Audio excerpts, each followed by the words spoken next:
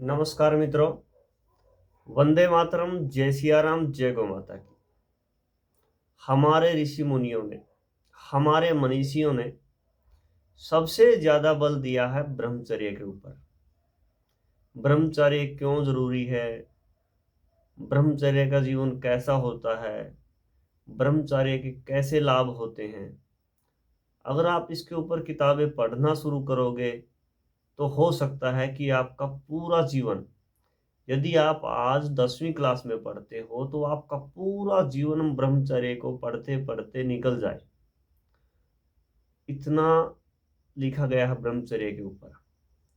सबसे बड़े उदाहरण ब्रह्मचर्य के जो हैं स्वामी विवेकानंद और स्वामी दयानंद, जो ब्रह्मचारी रहे और बहुत बड़ा जो है उनका नाम हुआ।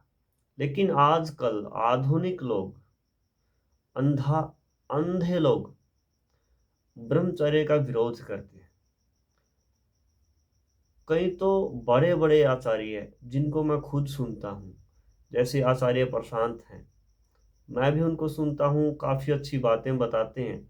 लेकिन मैंने उनकी एक वीडियो देखी कि ब्रह्मचर्य के ऊपर वो भी बोल रहे थे, कहाँ लिखा है ब्रह्मचर्य, कहाँ ब्रह्मचर्य के चक्कर में, मतलब हो सकता है मैं उनकी बातों को समझ ना पाया हूँ, पर मुझे बड़ा दुख हुआ कि इतने बड़े आचार्य और ये बातें बोल रहे हैं।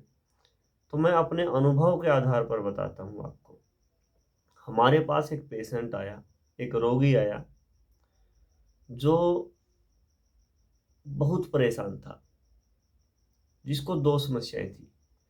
एक तो धरण, नाभि खिसकना जिसको बोलते हैं, और दूसरा सिर में दर्द। सीटी स्कैन वगैरह, अल्ट्रासाउंड वगैरह जो भी रिपोर्ट कर सकते थे वो रिपोर्टें करी गई डॉक्टरों के द्वारा, लेकिन उसके रोग को वो नहीं पकड़ पाए। पतंजलि से भी उसने संपर्क किया, और भी बड़ी बड़ी संस्थाएं, बड़े बड़े हॉस्पिटल, सब जगह गया। खर्च करने में काफ़ी संपन्न था और बहुत सारा पैसा उसने लगाया। तो हार के जो है वो हमारे भी संपर्क में आया, और जब वो हमारे संपर्क में आया तो मैं खुद आपको बता रहा हूँ 6 महीने तक हम उसका कुछ नहीं कर पाए। काफ़ी दवाइयाँ दी, काफ़ी कुछ दिया, पर कोई लाभ नहीं हुआ उसको। फिर एक दिन बैठे बैठे, 4-5 दिन से मैं स्वामी विवेकानंद जी को पढ़ रहा था, और उसको अचानक से आया और उसने कहा कि अब आप ही सहारा बचे हो, आपसे ही उम्मीद है कि आप कुछ करोगे। मुझे बड़ा दुख हुआ कि इस आदमी के लिए मैं कुछ नहीं कर पा रहा हूँ। फिर मैंने उससे कहा कि भाई, आप ब्रह्मचर्य का पालन करते हो? तो उसने कहा नहीं। तो मैंने कहा, मतलब कितने दिन तक आप अपने आप को रोक पाते हो? तो उसने कहा, मैं तो हर रोज दिन में 2 या 3 बार ये गलती कर देता हूँ। और देखने में वो लड़का, सिर में दर्द जरूर था, नाभि जरूर खिसकती थी, लेकिन देखने में काफी हष्ट पुष्ट था, चेहरे पर भी चमक थी। तो ये बातें सोच भी नहीं सकते थे। तो फिर निष्कर्ष ये निकला कि आज के बाद तुझे ये गलती नहीं करनी है। कितने दिन तक? कम से कम 1 साल तक। और कुछ दवाइयाँ दी गई, मात्र नाम मात्र, क्योंकि बड़ी बड़ी औषधियाँ तो फैल हो चुकी थी, और उसने वो काम शुरू कर दिया।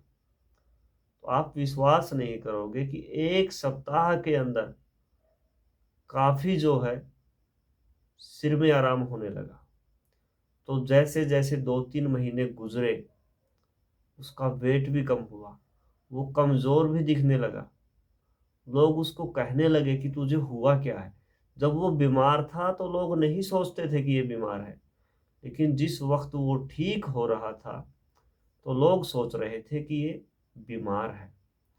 1 महीने में उसका सिर का दर्द काफी हद तक चला गया और शरीर कमजोर हुआ। उसने संपर्क किया, वो आया और कहा कि वैद्य जी, समस्या सिर वाली तो हल हो रही है, लेकिन ये क्या हो रहा है कि मेरा वजन क्यों कम हो रहा है, मैं कमजोर क्यों हो रहा हूँ? तो हमने कहा जो पहले छीण आप कर चुके हो, जो गलतियां आप कर चुके हो, उनकी पूर्ति होगी, तब आपके वजन की वापसी होगी। तो ये ब्रह्मचर्य की ताकत थी, जिसके ऊपर एलोपैथी, होम्योपैथी, यूनानी, आयुर्वेद, सारी तो चीजें फैल हो गई थी। लेकिन उसने जैसे ही ब्रह्मचर्य के ऊपर काम करना शुरू किया, वो स्वस्थ हुआ और हमें काफी यश मिला। बहुत पेशेंट उसकी वजह से आए और जो है बड़ी खुशी हुई कि एक व्यक्ति की जान बच गई। और आज वो व्यक्ति स्वस्थ है, समृद्ध है और हमारे संपर्क में है, और रोटी बैकुचाना में सहायता भी कर रहा है अपने सामर्थ्य अनुसार। इन्हीं शब्दों के साथ नमस्कार, वंदे मातरम, जय सिया राम, जय गौ माता की।